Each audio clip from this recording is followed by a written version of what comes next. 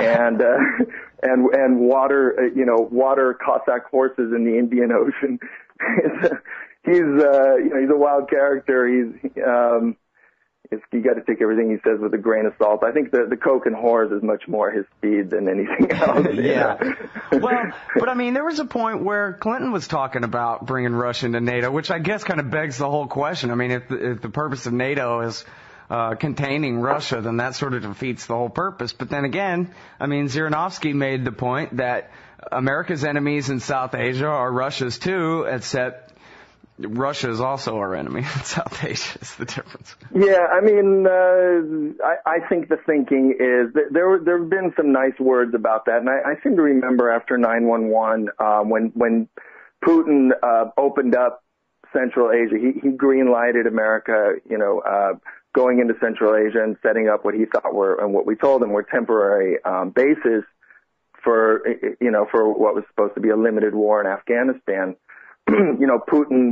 Putin took an enormous amount of criticism and shit when he did that. He was suddenly very unpopular, particularly among the military and security services crowd where he came from for doing that. They said, "You got to be crazy. You can't trust the Americans.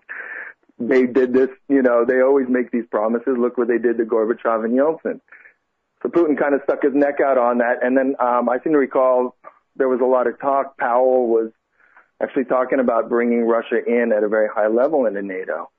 But Powell was probably too sane. It was definitely too sane for the Bush administration. And that idea was basically shelved. And I'm not even sure how popular it was among Russians, because I think they mistrusted that idea too, because it would mean putting Russian forces, under subservient command under Americans ultimately. and ultimately, Putin got shown up. He had egg on his face because we ripped up the ABM treaty within a couple of months, and we decided we were going to stay in Central Asia whether Russia liked it or not. And that's when the game started turning a lot nastier. We stayed in Uzbekistan when we said we wouldn't. We stayed in Kyrgyzstan. We said we wouldn't. Ramped it up in Georgia and so on. And so what you've seen is, it's what they sort of called the Great Game 100 years ago. It's been, there's been a sort of, I don't know, counter revolution, I guess you'd call it, in a lot of these places. In Uzbekistan, we eventually got booted out, and the Russians are back in there. In Kyrgyzstan, we got booted out of Kyrgyzstan recently, and the Russians are better situated there. From my experience, I mean, I was actually there in Ossetia last summer, at the end of the war. So I kind of got a first-hand look at what happened there. And from my point of view, it just looked like, that was sort of the last gasp of the American empire's, expansionist policy. I mean, yeah, when you come up against the Kremlin, I mean, there's a certain point where you can only annex so much of the world, until you bump up against guys with hydrogen bombs too. Exactly, and I think, Saakashvili, the president, is at least as arrogant. He's an interesting character, but in any event, he's as arrogant and stupid at the end of the day as Bush and Cheney are, and he just thought, I've got great uniforms, I've got big friends. Russians are, primitive barbarian Mongols, that's what he calls them. I'm going to win. And he invaded like an idiot and got his ass handed to him. And really, it was America that had its ass handed to it by the Russians, more than anything, because we had advisors crawling all around that country. In fact, there's even some evidence that some of our advisors were working with the Georgian military in the early days of the war. Boy, yeah, think about that, all you former Bush supporters out there, that Cheney and Bush actually had American soldiers on the ground in battles with the Russians in Georgia when you don't even know where that is. Man. Well, let me ask you this, Mark, and real quick here, last minute, and I guess I'll just keep you over time a little bit here, if I can. Henry Kissinger, who is one of the architects of the siphon all the oil out from under the Caspian Basin policy, and Zbigniew Brzezinski, who's known, of course, as probably more of a Polish nationalist than an American national security advisor, who's always been extremely hawkish on Russia before and after the fall of the Berlin Wall and the fall of the Soviet Empire. They both have made pretty conciliatory statements about Russia and what American policy should be toward Russia recently. I think Brzezinski just this last week had something saying we need to, cooperate with them more and soften our tone much more, a real reset. Is that surprising, or is that just BS, or what do you make of that?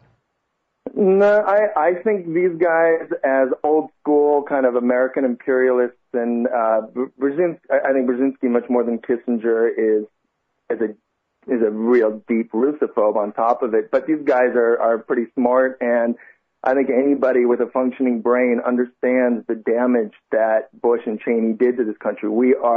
America is a lot weaker, than it was. It can't do the things that it used to do. It can't play these imperialist games the way it did. And, if we keep pretending we can, we're just going to collapse in a heap like the Soviet Union did. So I think they're kind of like practical imperialists. They want America to, we can't pick any more fights, especially with somebody as strong as Putin and Russia. So we need to find accommodation with them until we get strong enough that, I think in these guys' minds, until we get strong enough that we can go back to trying to steal more land in the future at some point if we can. Well, I got to tell you, I mean, honestly, it's such a relief to me to hear that it's your analysis that people in Washington, D.C. even have any grip on the reality of the American empire and its limits at all. I mean, there's certainly quite a while there, I guess mostly during the Cheney years, where the idea, at least in my mind, is basically you have no idea what this kook is going to do. He could put troops on the ground against the Russians in Georgia, for Christ's sake, or something crazy like that.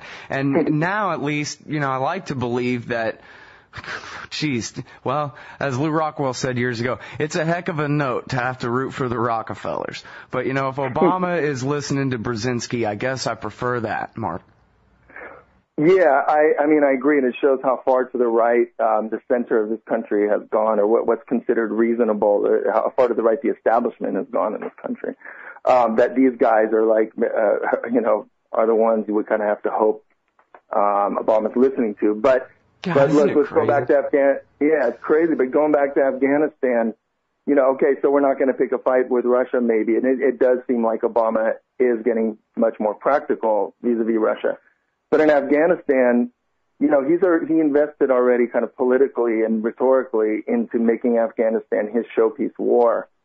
And, there's just not enough criticism out there. What Obama's done is he's moved very far to the right from the beginning. It's the same thing he did with the economy, actually. He's basically adopted McCain's plan in Afghanistan. It's probably, I would even say, to the right of McCain, because at least McCain is a military guy, and he's the kind of guy historically who might be able to actually pull out and save face under the weird, the weird politics of this country. Right, Obama, the Nixon goes to China thing, right? Exactly. Whereas Obama's considered, a Muslim liberal terrorist, and so he's going to have to show his right-wing credentials, and he's just given carte blanche to getting deeper and deeper in Afghanistan, and it's absolutely counterintuitive, and there's almost no criticism. I mean, outside of your show, and I've seen that Robert Greenwald and Katrina vanden Heuvel and some others have been trying to get, particularly I think progressives and liberals, interested in paying attention to the war in Afghanistan, because oftentimes when you look back in history, it's something you didn't expect that winds up destroying you, right? I mean, people kind of figure, okay, war was like a Bush era thing. And now what we really need to focus on, that's no longer a problem because we have Obama in power and he's a much smarter and much more urbane person than Bush. So that's not a problem anymore. Now we got to look at financial regulation. And in fact, this war, by doubling down yet again and getting deeper into that war in Afghanistan, the unforeseen consequences, I mean, anything could happen.